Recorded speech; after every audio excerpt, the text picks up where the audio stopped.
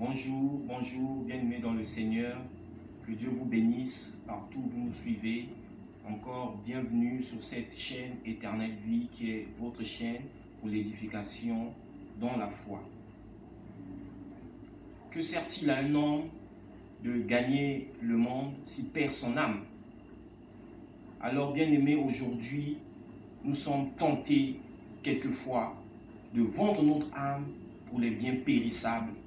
Nous sommes tentés, bien-aimés, de vendre notre âme, qui est quelque chose d'essentiel pour une personne, pour acquérir des biens qui vont satisfaire notre chair. Bien-aimés, la parole de Dieu nous dit, que sert-il à un homme de gagner le monde s'il perd son âme? Nous allons le lire dans le livre de Marc, au chapitre 8, verset 36. La parole de Dieu nous dit, dans le livre de Marc, au chapitre 8, le verset 36, « Et que sert-il à un homme de gagner tout le monde s'il perd son âme ?»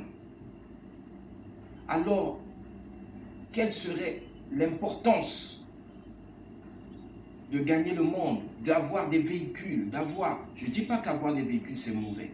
Je ne dis pas qu'avoir des maisons, c'est une mauvaise chose. Non, c'est une bonne chose quand l'Éternel te bénit. Mais quand tu acquiers les biens de ce monde pour, en échange, vendre ton âme, l'Éternel n'est pas satisfait, bien-aimé. Car la parole de Dieu nous dit, que sert-il à un homme de gagner tout le monde s'il perd son âme?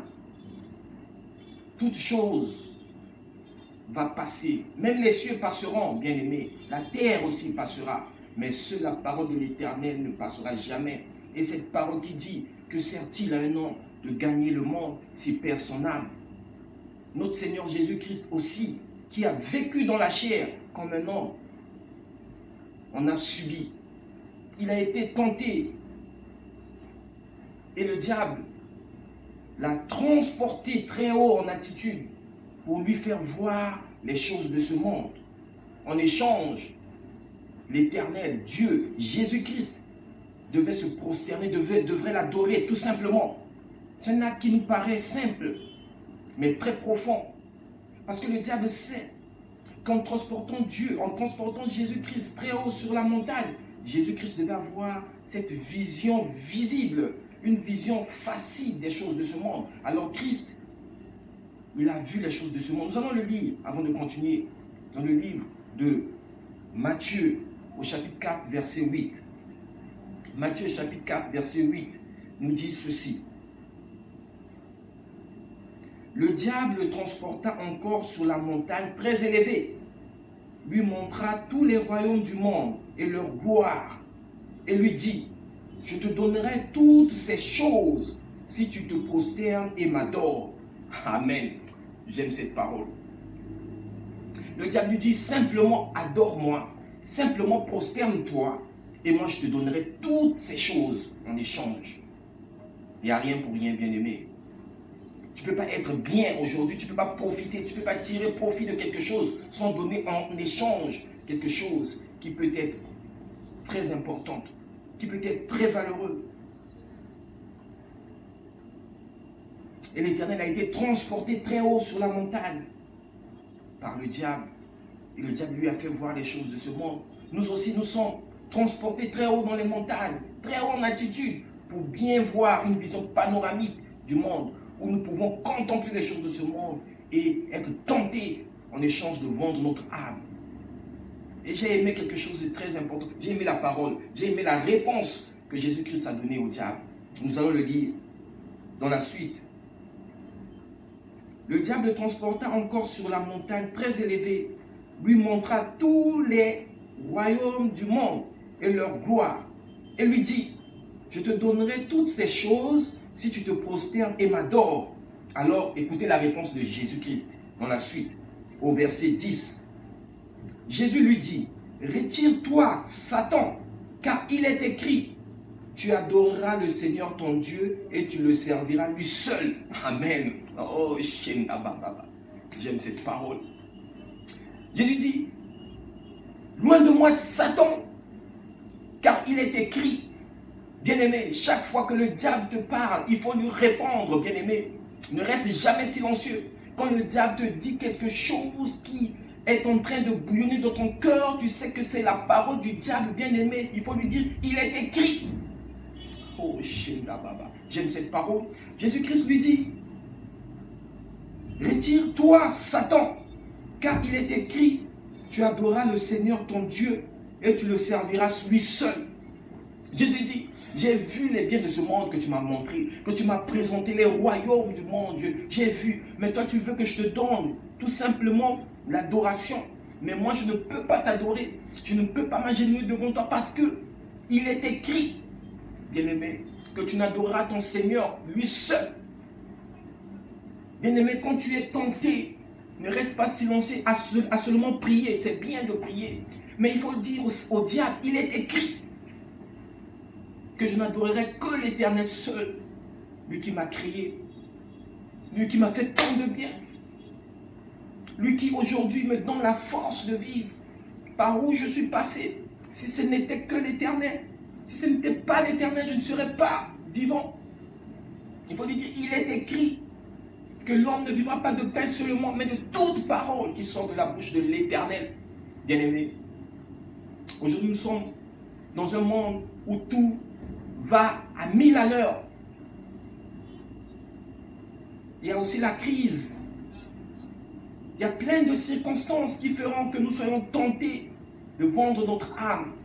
Mais bien aimé, la parole de Dieu nous dit de ne jamais vendre notre âme, parce que notre âme vivra éternellement au jour du jugement. Bien aimé, que cette parole qui sort ce soir puisse t'édifier, puisse te donner la force encore, toi qui es affaibli là où tu te trouves. C'est vrai, tu as entendu cette parole plusieurs fois, mais que le Saint-Esprit te touche cette fois-ci. Parce que le Seigneur reviendra. Il viendra chercher les siens. Alors si tu vends ton âme, tu seras le grand perdant bien-aimé. Nous allons le lire dans le livre de Matthieu au chapitre 16. Matthieu au chapitre 16, verset 27. Matthieu chapitre 16, verset 27.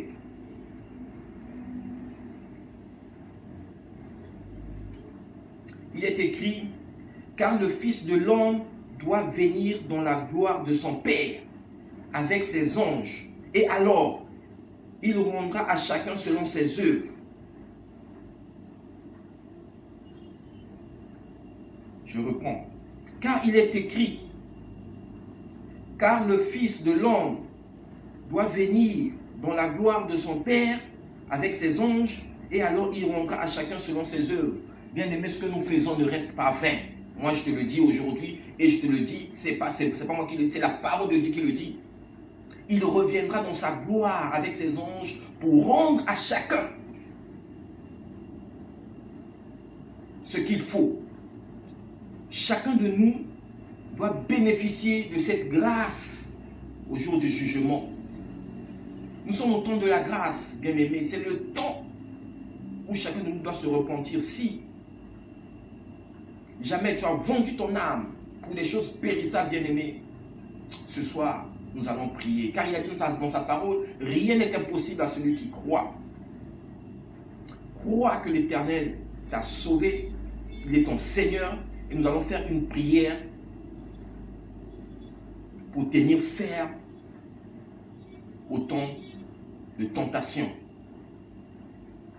Tu vas tout simplement répéter cette prière après moi. Père éternel, ce soir, je viens dans ta présence, Père, pour te demander pardon. J'ai péché contre toi, Père. J'ai été tenté, j'ai cédé à la tentation éternelle. Maintenant, je reconnais mes fautes, je reconnais mes péchés, Seigneur, pardonne-moi. Remplis-moi de ton Esprit Saint, Seigneur. Je veux être renouvelé par le Saint-Esprit. Je veux suivre tes pas, marcher sur tes pas, Seigneur. Donne-moi la force. Conduis-moi, protège-moi, garde-moi, pour que je ne tombe pas à la tentation. Que la gloire te revienne, toi, à toi seul, parce que tu es Dieu, au nom puissant de Jésus. Amen. Merci, bien-aimés, d'avoir fait cette prière avec moi.